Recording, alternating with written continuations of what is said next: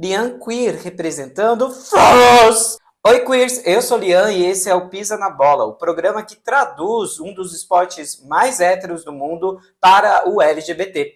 E hoje nós vamos falar sobre o Miss Copa do Mundo. É, isso mesmo, Miss Universo Copa do Mundo. Tá, deixa eu explicar. Esse é um dos meus episódios favoritos, eu vou ser bem sincera. Isso porque eu amo futebol, mas o que me faz gostar mais de futebol é gostar de geografia.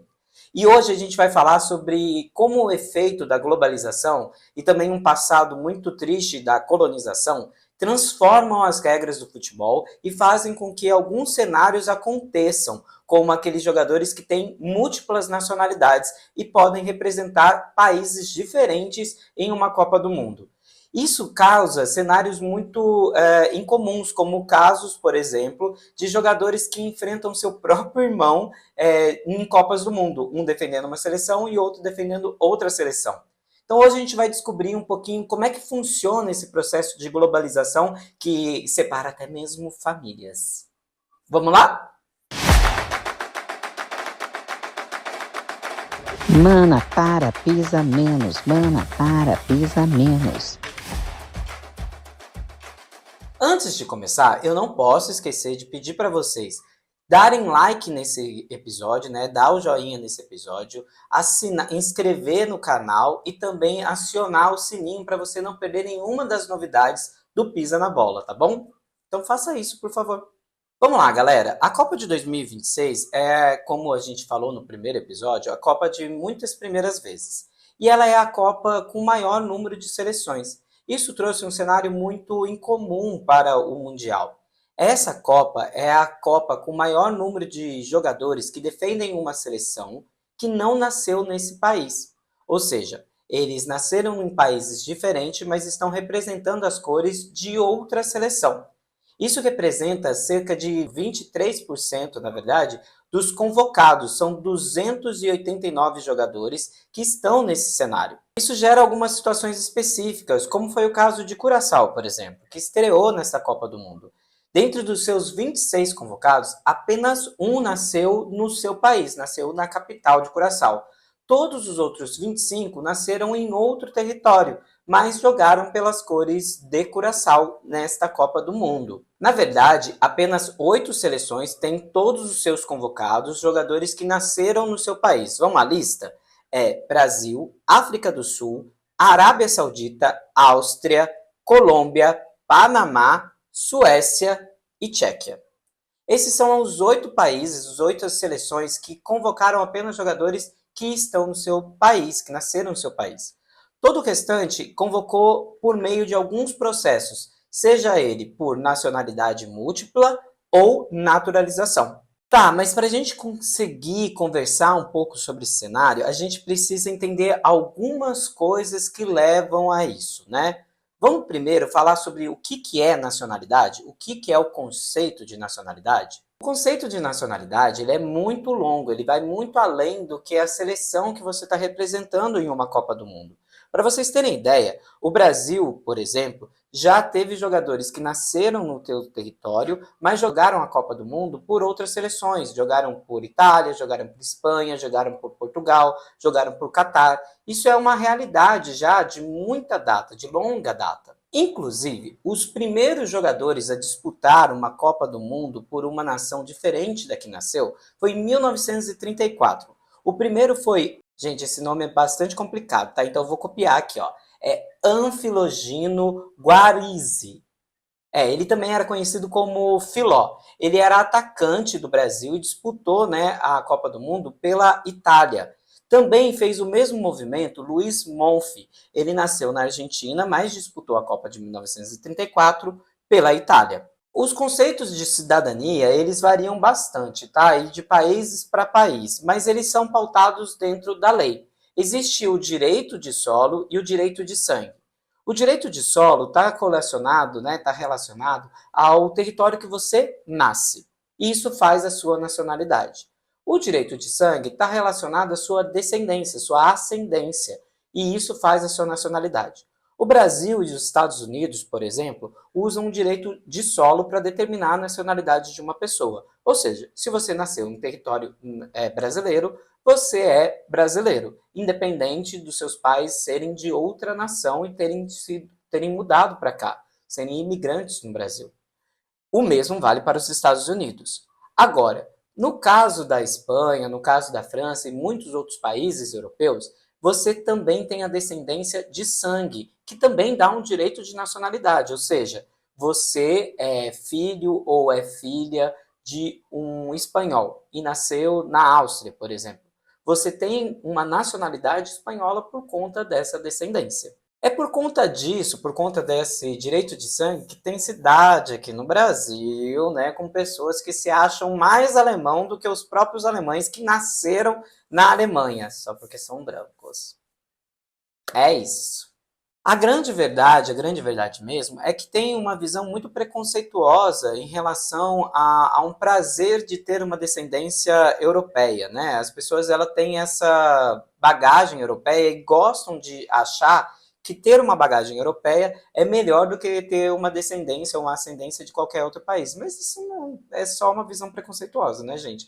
E tá pautada, tá vindo aí dentro do conceito do colonialismo, né? Que foi um grande crime que aconteceu na nossa sociedade. Eu falei isso para vocês porque é possível entender que uma pessoa pode ter múltiplas nacionalidades, né? Seja pelo direito de solo e pelo direito de sangue. Vamos dar um exemplo? Na Copa do Mundo tem um jogador chamado Michael Olise. Ele joga pela França, mas ele tem múltipla nacionalidade, já que o pai dele é nigeriano e a mãe dele é franco-argelina, e ele nasceu na Inglaterra. Então, por direito de sangue, ele tem descendência nigeriana, argelina, francesa. E por direito de solo, ele tem descendência, ele é uma pessoa da Inglaterra, ele é um inglês. Então ele tinha 4 nacionalidades e pôde escolher. Mas a FIFA fez regras, tá? E a gente vai falar um pouquinho sobre essas regras daqui a pouquinho. Eu estou explicando os direitos de solo e os direitos de sangue porque isso é um processo totalmente diferente da naturalização. A naturalização é quando você, por direito de morar muitos anos em um determinado país, conquista aí o direito de pleitear um processo de se tornar natural daquele país. Então você morou muitos anos na Espanha, por exemplo, está ali trabalhando e contribuindo com os impostos da Espanha, perdão, e aí você chega num prazo que você pode pleitear a naturalidade espanhola e se tornar um espanhol por direito. Agora, fato é, independente se seja pelo processo de naturalização, seja pelo direito de solo ou direito de sangue, tudo isso move com a geopolítica nacional. E um elemento que mobilizou a geopolítica nacional, né, a geopolítica mundial, foi a colonização. O processo de colonização, o processo de guerras civis nos países, tudo isso gera um processo migratório. Pessoas saem dos seus países para poder fugir de conflitos armados ou também foram levadas para outros países por meio de uma violência. Isso tudo trouxe uma miscigenação global. Então, uma pessoa, ela não é integramente de um só país, né? A gente pode ter pessoas que são de vários países por conta desses processos migratórios, né? O processo de globalização traz isso. Existe uma beleza nesse sentido de você entender que o mundo ele é muito maior do que onde você nasce. Mas a gente também não pode esquecer desse passado sombrio desse processo de imigração, que muitas vezes é mobilizado por conta de guerra civil ou por conta também de processos de violência como a colonização, né? Tudo isso modificou o cenário nacional, o cenário mundial e transforma e impacta essa realidade do direito de solo e do direito de sangue. E também gera muito preconceito. Beleza, galera. Agora a gente entendeu o que é o conceito de nacionalidade, beleza? A FIFA, ela segue esses direitos para poder conceber a sua regra de qual país que o jogador pode representar em uma Copa do Mundo, beleza? Ao longo da história, as regras para esse processo modificaram várias vezes. A última vez que aconteceu uma modificação foi em 2021. O que ficou estabelecido nessa regra em 2021? ficou estabelecido que um jogador que tem múltiplas nacionalidades, ele pode jogar por qualquer nação ao longo da sua vida, até o processo da profissionalização. Quando esse jogador jogar defendendo as cores de um país, um jogo oficial, uma competição oficial da FIFA, ele determinou que aquele país é o país que ele vai representar daqui para frente. Deu para entender? Eu vou dar um exemplo mais prático usando ali o Olise, que a gente conheceu e que eu falei anteriormente, beleza? Como eu falei para vocês, o Olise ele tem 4 nacionalidades. Ele nasceu na Inglaterra, então ele é inglês. Ele é descendente de uma mãe que é franco-argelina, ou seja, tem descendência francesa e argelina, e também o pai nigeriano. Então são 4 nacionalidades que ele poderia representar. O Michael Olise, ele jogou toda a categoria de base, né, pela Inglaterra. Isso significa que antes de se tornar um jogador profissional e ir para uma competição que é orientada, que é subsidiada pela FIFA, que é feita pela FIFA, ele jogou jogos defendendo a seleção da Inglaterra. Então ele jogou Eurocopa Sub-17 pela Inglaterra, Sub-20, quando ele era mais novo. Agora, no momento em que o Olise decidiu ir para a Copa do Mundo defendendo a França, para a FIFA ele se torna francês e ele não tem mais as outras nacionalidades. Deu para entender? A partir desse momento ele decidiu que ele é francês. As regras da FIFA foram modificando ao longo do tempo, até 2021, porque a FIFA queria evitar cenários em que o jogador escolhesse defender uma seleção com a qual ele não tinha nenhum tipo de conexão ou nenhum tipo de traço histórico, digamos assim. Isso acontecia muito, né? Eu citei o caso do Filó, por exemplo, que defendeu a seleção da Itália, né? Nasceu no Brasil e defendeu a seleção da Itália. Mas nós temos um caso muito mais emblemático, que é o caso do José Altafini. Ele foi campeão mundial com o Brasil em 1958 e na Copa seguinte, a Copa de 1962, ele defendeu as cores da Itália. A FIFA queria evitar esse tipo de cenário, de que um jogador pudesse jogar por 2 seleções em Copas. E também queria criar uma conexão. Vou fazer um parêntese aqui, tá bom, galera? Porque existem denúncias, e isso são supostas denúncias, tá? De que antes de 2021, quando essa regra começou a valer, seleções como a seleção do Catar começou a aliciar alguns jogadores para poder jogar na sua seleção. O que é aliciar, gente? Aliciar é você tentar ficar convencendo a pessoa a vir para representar a sua seleção para o seu país. O Catar, ele não tinha disputado, nunca tinha disputado uma Copa do Mundo até 2022, quando ele sediou a Copa do Mundo. E agora está na segunda edição de sua vida de Copa do Mundo, em 2026. E alguns brasileiros são naturalizados do Catar para poder defender a seleção.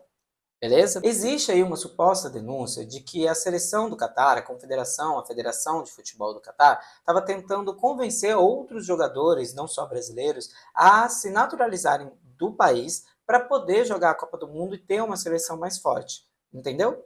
Esse processo a FIFA também queria evitar, queria fazer com que os jogadores tivessem um mínimo de conexão com os países. Beleza, galera, a gente conseguiu chegar juntos no sentido do conceito, né, da nacionalidade e também sobre as regras da FIFA.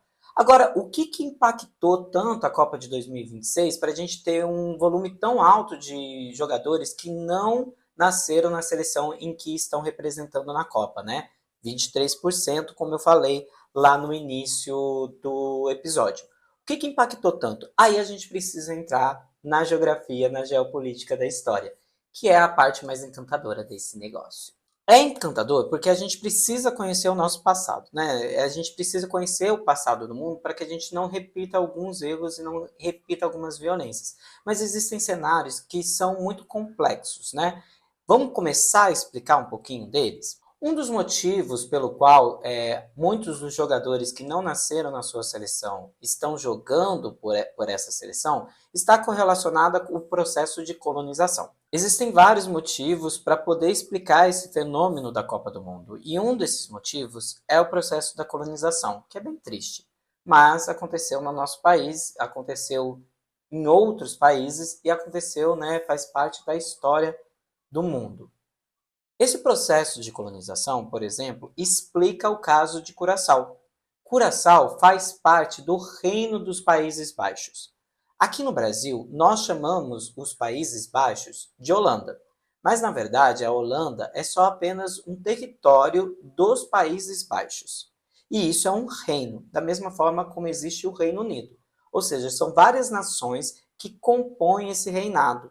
E os jogadores que nascem em qualquer um desses países podem representar qualquer um desses países, porque afinal de contas eles são todos o mesmo reino. Então, Curaçao tem na sua lista de convocados, né, muitos jogadores, 25 jogadores, que nasceram no território holandês, por exemplo. De fato, né, o único jogador que nasceu em território de Curaçao é Tati Chong. E ele chegou a fazer toda a categoria de base, ou seja, jogou ali os juniores, né, sub-20, sub-17, que são categorias abaixo do profissional, pela seleção da Holanda.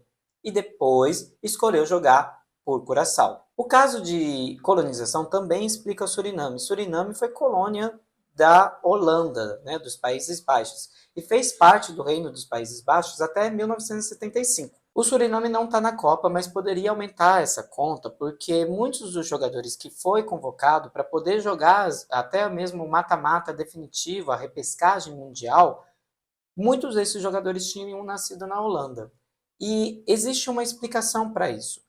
Muitas seleções que foram colonizadas começaram a entender que eles estavam perdendo também seus talentos no futebol para seleções que eram as suas, né, metrópoles, digamos assim. Então começou um processo de repatriação, digamos assim, de algumas pessoas para que pudesse fazer parte da seleção e fortalecer essa seleção que era a colônia, digamos assim, há muitos anos atrás. Esse conceito de reino não vale apenas para Curaçao. Ele também é válido para a Inglaterra, Escócia, País de Gales e Irlanda do Norte. Todos eles compõem o Reino Unido. E quando um jogador nasce em qualquer um desses 4 países, ele também é uma pessoa descendente ou ascendente dessas 4 nações. E pode escolher defender qualquer uma dessas 4 nações profissionalmente. Esse é um caso, por exemplo, do jogador chamado Scott McTominay. Ele nasceu na Inglaterra, mas escolheu defender as cores da Escócia e jogou contra o Brasil na primeira fase. A colonização, ela também faz parte de outros países, o processo de outros países, como Marrocos, República Democrática do Congo, Argélia, Haiti e Tunísia. Em todos esses cenários, o processo de colonização influenciou diretamente o fluxo migratório e também as convocações para essa Copa do Mundo. A República Democrática do Congo, por exemplo, 80% dos seus convocados não nasceram em seu território. Nasceram, na verdade, na França e na Bélgica, que foram países que colonizaram o território da República Democrática do Congo. Ah, mas esse caminho ele é de mão dupla, tá bom? A seleção francesa, por exemplo, ela é formada atualmente por descendentes africanos. E ela sempre foi formada por descendentes africanos. O Zinedine Zidane, que a gente citou no episódio passado como um dos craques da história da Copa do Mundo, ele tem descendência argelina. Caso engraçado é que ele defendeu a França, mas nessa Copa de 2026, o filho dele estava defendendo a Argélia, o gol da Argélia. Era melhor não ter feito isso porque ele falhou bastante, mas defendeu a Argélia. O ataque francês atual é formado por descendentes de Camarões, Argélia e Congo, mas isso também não é uma exclusividade da França. A Espanha também tem descendentes africanos, a Alemanha também tem, e aí a gente tem um cenário muito preconceituoso, que é, quando eles vencem, eles são franceses, mas quando eles perdem, eles são imigrantes ou são descendentes de africano. E isso é um problema muito sério, porque a gente está vivendo uma onda de extrema direita, do crescimento da extrema direita, e esse discurso tem batido muitas vezes, como se a pessoa não pudesse ser daquela nação. Ela desqualifica uma das nacionalidades das pessoas simplesmente por preconceito e também por conta desse processo de colonização que faz parte e está pautado nessa violência contra as pessoas. Para além do processo de colonização, também existem as guerras civis, que também foram ocasionados, em alguns casos, por conta desse processo de colonização. É o caso, por exemplo, do Antônio Rüdiger, que é zagueiro e defende as cores da Alemanha na Copa, jogou pela Alemanha em 2026. Os seus pais saíram, fugiram, né, são imigrantes na Alemanha, e eles saíram fugidos de um conflito armado cívico lá em Serra Leoa. Como eu falei, muitos desses conflitos na África têm sim relação e correlação com o processo de colonização, já que quando a África foi colonizada, ela foi dividida pelo seu território sem ter nenhum respeito pelas tribos que moravam, pelos moradores, pela sociedade que vivia dentro da África. Os europeus simplesmente fizeram linhas retas, traçaram o que era deles e o que não era deles, como se fosse uma propriedade deles e não dos povos africanos. E aí juntou pessoas que tinham conflitos em mesmo território, e aí a coisa fica muito complexa. Para vocês terem ideia, a República Democrática do Congo atualmente passa por um processo de guerra civil na sua área leste. Depois da dissolução da Iugoslávia, muitos países foram surgindo e novas nações foram aparecendo. E uma das guerras mais sangrentas da história da Europa é exatamente a Guerra da Bósnia e Herzegovina. Ela durou de 1992 até 1995 e fez com que muitas pessoas iniciassem um processo de migração para saírem do território da Bósnia e Herzegovina. A Iugoslávia foi dissolvida e muitos territórios foram se tornando novas nações, como a Eslovênia, a Croácia, a Macedônia do Norte, Sérvia e, mais atualmente, Montenegro. Existe ainda uma seleção que disputa as eliminatórias para a Copa do Mundo na UEFA, que é Kosovo, mas que não é reconhecida, por exemplo, como uma nação independente. Para muitas pessoas, né, para muitas instituições e muitos países, ele ainda é um território da atual Sérvia. É o caso do Brasil. O Brasil não reconhece a independência de Kosovo. Então, Kosovo pode, por exemplo, disputar uma Copa do Mundo. Esse ano chegou a disputar uma repescagem contra a Turquia e, se ganhasse, iria para a Copa do Mundo, para a Copa de 2026, mas não é considerado como um país independente. A Guerra da Bósnia, ela é tida como a guerra mais letal da Europa desde a Segunda Guerra Mundial. Para vocês terem ideia, foram mais de 2 milhões de pessoas que se tornaram refugiadas ou deslocadas internas. Um reflexo disso é que 17 dos 26 convocados para a Copa do Mundo nesse ano da Bósnia não nasceram no território bósnio. Ah, e aí, gente, é muito interessante a gente saber disso, porque os conflitos armados e sociais da geopolítica, eles não se limitam nas fronteiras que foram traçadas, tá? Existem muitos outros conflitos sociais que envolvem outros países e até países que não são oficialmente reconhecidos, como é o caso do Kurdistão. O Kurdistão entrou em foco porque no jogo entre a Alemanha e a Costa do Marfim, Deniz Undav fez 2 gols nessa virada e comemorou com uma dança curda, que faz parte da sua cultura. E é engraçado a gente pensar porque o Kurdistão ele é um país ancestral que não tem um território fixo. Atualmente, ele está espalhado entre o território da Turquia, do Iraque, do Irã e da Síria. A dança do Deniz Undav, ela é uma dança política, porque tanto lá no Irã quanto na Turquia existe uma forte repressão para a cultura curda, tentando dizimar, apagar a memória do Kurdistão.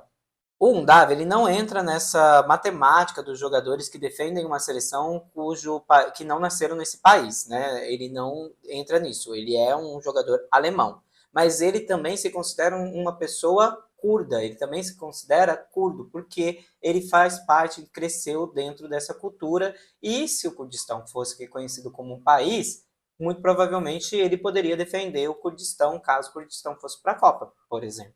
Isso mostra pra gente, como a política ela é muito mais complexa e a FIFA ela está envolvida diretamente nisso. Por exemplo, o caso do Kosovo. O Kosovo pode não entrar, por exemplo, dentro das discussões da ONU, das Nações Unidas, porque dentro dessa esfera política, muitos países não reconhecem a independência do Kosovo por conta da Sérvia. Mas a UEFA, que é a Confederação da Europa, reconhece Kosovo como uma seleção a partir do momento que pode se convocar jogadores do Kosovo, os kosovares, para poder disputar. E isso muda um pouco esse processo de nacionalização, porque muitos jogadores kosovares defendiam outra nação, como a Suíça ou como a própria Sérvia, antes da seleção de Kosovo aparecer. Mas quando a seleção de Kosovo foi oficializada, eles puderam jogar pelo Kosovo como a FIFA simplesmente ignorou, né, as suas convocações anteriores, já que o país não existia. E é interessante a gente pensar nisso, porque, por exemplo, dentro da Espanha, que é um país que tem muitos conflitos internos, né, alguns apagados, alguns mais tensos, existem seleções que fazem convocação e jogam amistosos, como é o caso da Catalunha. A Catalunha, ela é um território dentro da Espanha, mas que briga ali, né, politicamente por uma independência. Já teve plebiscito, por exemplo, mas ainda não é um espaço, não é um país independente da Espanha, mas é uma região que é quase separatista. E eles têm uma seleção que joga amistosos, eles não são, essa seleção não é reconhecida pela UEFA, então não disputa eliminatórias para poder ir para a Copa, porque também não é reconhecido pela FIFA, mas faz amistosos contra outras seleções comemorativas e tudo mais. E é interessante a gente pensar como esse processo de nacionalização, esse processo de direito de solo, direito de sangue, ele modifica muito, né, as estruturas do futebol, as estruturas geopolíticas e também as relações globais, né? E isso acaba gerando conflitos até mesmo familiares, assim. Isso que é engraçado, porque são conflitos familiares, não brigas, mas só tipo assim, eu tô defendendo uma seleção e você tá defendendo a outra. É só isso, ninguém tá brigando, ninguém tá entrando em conflito pesado, tá, gente? Por isso que é engraçado. Imagina você lá num jantar de família, né? Quem tem esse acesso ao jantar de família, né? E você tá no jantar de família e você tá falando com uma pessoa e você defende um país e o outro, seu irmão defende outro país. Como é que fica os pais, por exemplo, para poder torcer, né, num confronto entre as duas seleções? Isso aconteceu na Copa do Mundo. Aconteceu na Copa do Mundo de 2010 e aconteceu na Copa do Mundo aqui no Brasil. A família Boateng ficou muito famosa porque os seus jogadores, né, os dois filhos da família Boateng, o Kevin Prince Boateng e o Jerome Boateng, jogaram um contra o outro na Copa do Mundo de 2010 e na Copa do Mundo de 2014. Jerome Boateng, que é zagueiro, defendeu a Alemanha, enquanto o Kevin Prince Boateng, que é meio atacante, defendeu Gana, que é a seleção da descendência dele. O pai dele é ganês. Então, um defendeu Gana e o outro jogou pela Alemanha. Na Copa de 2010, a Alemanha ganhou o jogo por 1-0, deixando uma parte da família feliz.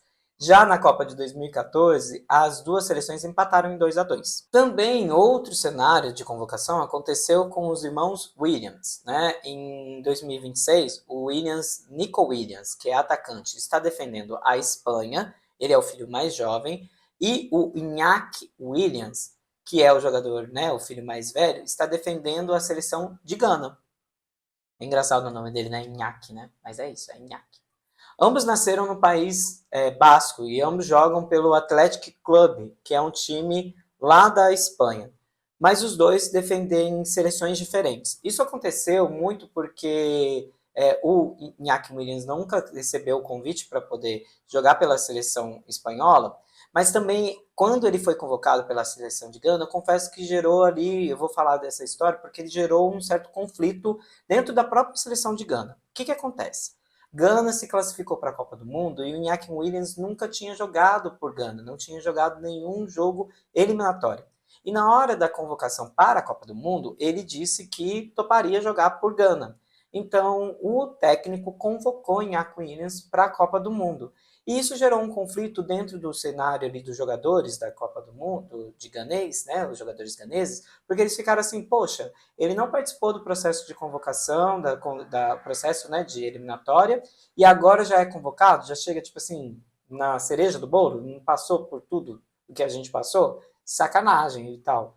Mas esse conflito não foi muito longo, né, porque isso aconteceu em 2022, e o Iñaki jogou a Copa de 2022 e também a Copa de 2026 pela seleção de Gana. Agora, mesmo os dois sendo atacantes, nunca aconteceu uma coisa que aconteceu esse ano em 2026, que foi quando dois irmãos marcaram por seleções diferentes. Isso aconteceu com os irmãos Brian Brobry, que marcou pela seleção da Holanda, e com o jogador Derek Lucassen, que marcou pela seleção de Gana na derrota contra a Croácia. O Bob é atacante da seleção da Holanda e o Derek é zagueiro da seleção de Gana. E os dois marcaram gols na mesma Copa do Mundo. Isso foi um fato histórico, um fato inédito. Outros irmãos que estão defendendo seleções diferentes nessa Copa do Mundo é o Désiré e o Goulart Doué. Um está defendendo a França, o Désiré, e o Goulart está defendendo a Costa do Marfim. E também há o John e o Harry Souttar. O John está defendendo a Escócia e o Harry defendeu a Austrália. O direito da escolha de qual seleção você quer defender é totalmente reservada ao atleta, né? Mas existe aí um cenário também de repatriação de algumas seleções e algumas federações que estão fazendo. Isso ajudou muito o Marrocos, por exemplo, a chegar aonde chegou na Copa de 2022, até a semifinal, e também a chegar aí longe agora na Copa de 2026, já que ele vai disputar aí as quartas de final. A seleção do Marrocos, ela começou a ter uma preparação para sediar a Copa do Mundo de 2030. Quando começou a fazer essa preparação, eles modificaram os campos de treinamento, adaptaram, modernizaram os cenários de CT, tudo isso, o centro de treinamento no caso, tudo isso para poder se tornar uma competição, uma seleção mais competitiva diante do cenário mundial.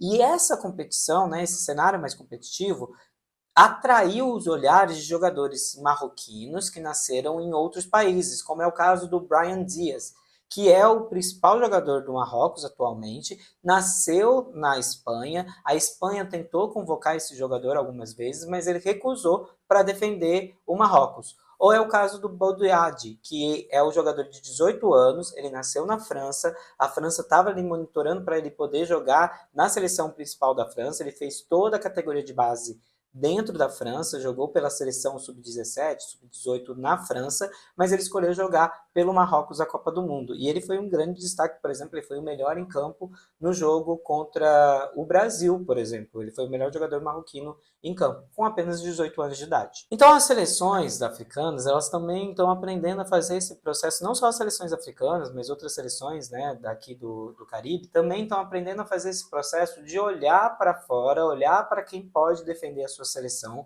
e também atrair mais eles para poder fazer esse processo de defender a sua nação. É o caso de Curaçao. Curaçao era tido como uma das 3 piores seleções da CONCACAF, que é a confederação da América Central e América do Norte e Caribe.